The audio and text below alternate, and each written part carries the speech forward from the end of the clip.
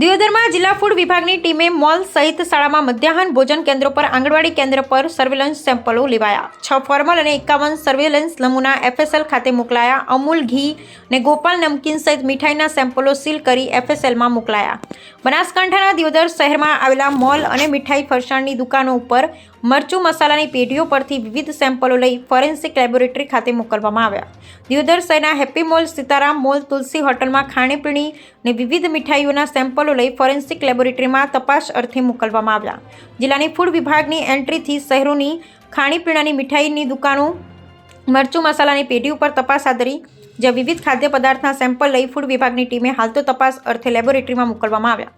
દિયોદરની 3 પ્રાથમિક શાળામાં ચાલતા મધ્યાહન ભોજનના તેલ, ચણા, ચોખા અને અનાજના સેમ્પલો લીધા, જેમાં શુરાણા નવાગામ સણાદની પ્રાથમિક શાળામાં મધ્યાહન ભોજન યોજનામાં બાળકોને પીરસાતા ભોજનમાં વપરાતા તેલ, ચોખા, ઘઉં, ચણા, મરચું, મસાલા, આયોડિનયુક્ત મીઠુંના સેમ્પલ લઈ તપાસ સાથે મોકલવામાં આવ્યા છે।